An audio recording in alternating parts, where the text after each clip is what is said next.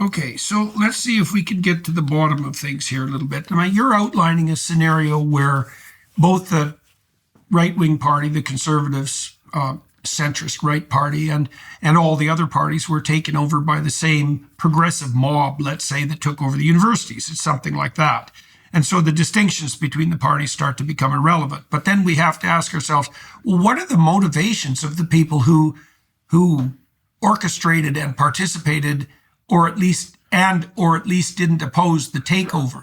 So let me lay out a couple of theories, and I'm going to go a little astray here, but I really do want to get to the bottom of this, because I'm trying to figure out what the fundamental error is.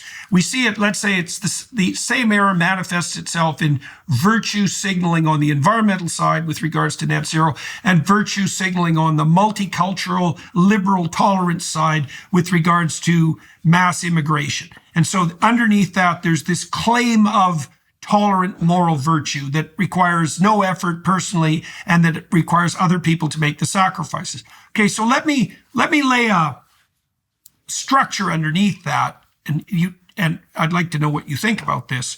So I've been investigating classic religious stories in the Old Testament and the New, and I found an interesting parallel about a class of sin, you might say, in both of those sources, Old Testament, New Testament sources. So one of the 10 commandments is to not use God's name in vain.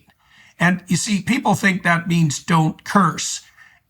That's the popularized idea, but that isn't what it means. It means don't claim to be motivated by divine purpose, so to use God's name, when you're actually pursuing your own selfish agenda. Right? So don't subvert the divine to your own ego, your own motivation, your own status, because status is very important to people, right? It's a fundamental psychological motivator. And status determines longevity, for example, and status determines mating attractiveness among men, socioeconomic status. Okay. So you can subvert that process by falsely claiming moral virtue. Now, the same thing happens in the New Testament, because the Pharisees, who are Christ's primary enemies, are the virtue signalers. I mean, Christ tells the Pharisees, who are the leaders of popular religious movement, tradition at that time, that the only reason they proclaim their allegiance to God and the prophets they purport to worship is so that they can have the best seats in the synagogues and accrue social status. And he compares them to tombs that are whitewashed on the outside and full of rot on the inside.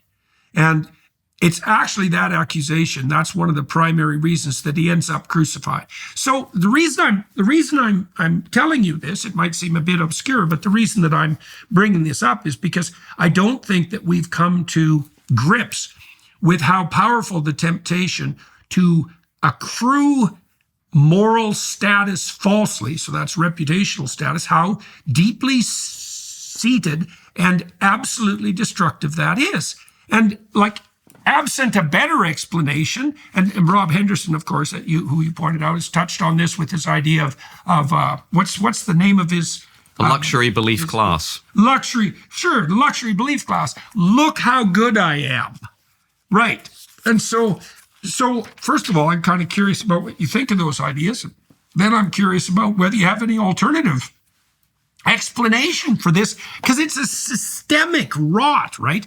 We talked about the universities. We already decided, for what that's worth between us, that they don't look salvageable, but you really extended that argument to the political parties themselves, with the possible exception of reform, which we can talk about in a moment. So, where do you see?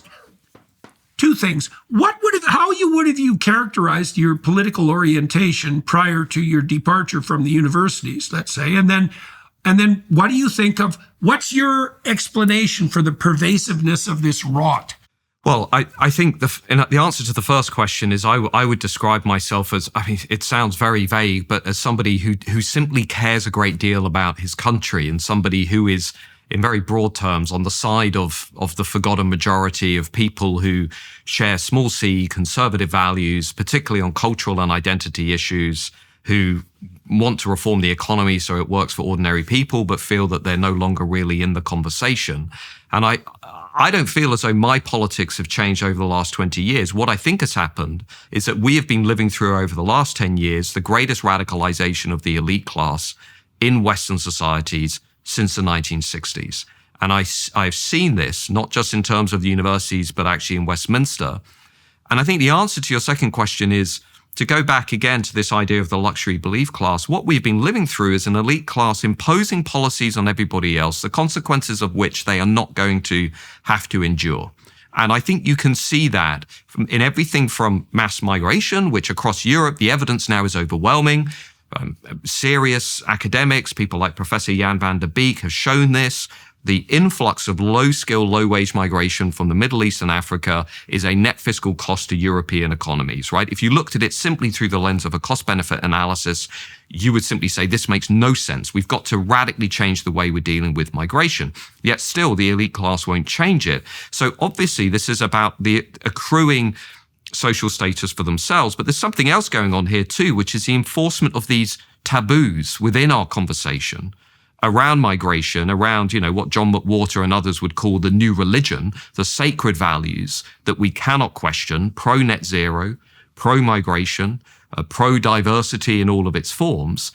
And that's exactly why, for example, Jordan, we didn't get to the bottom of the rape gangs crisis, because it was people's fears within the elite institutions of being seen to be racist, being seen to be conservative, being seen to be Islamophobic, or whatever term you want to choose, which stopped people from getting to the truth. So the imposition of these taboos, the imposition of these social norms of trying to tightly control the national conversation through hate laws, through these Orwellian things we have in the UK called non-crime hate incidents, which again are sort of police measures that are designed to stifle debate and discussion.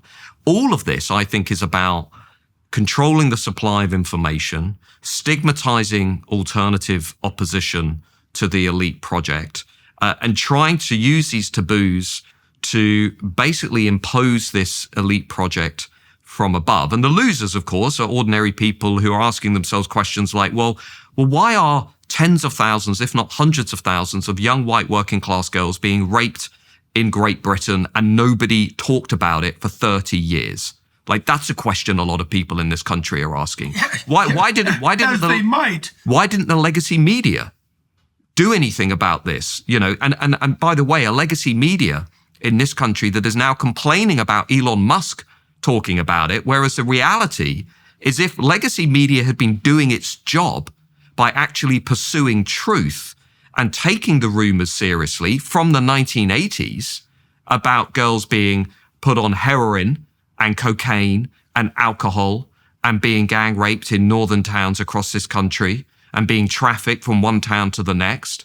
If journalists had taken that seriously, we wouldn't have had, according to one MP, she estimates perhaps up to 1 million children from the 1980s have been abused to some extent by these gangs. And the enforcement of these taboos is going on today, which is what makes it so remarkable. Even after the rape gang scandal, we've got a Labour Prime Minister, Keir Starmer, who's now come out and said, well, if you want to discuss the rape gangs, if you want to ask questions about the rape gangs, I'm not going to give you a national inquiry into this issue, but also, and I quote directly, you are jumping on the far right bandwagon if you're talking about this issue. So again, it's an attempt to control the conversation, to suppress dissent, to suppress opposition.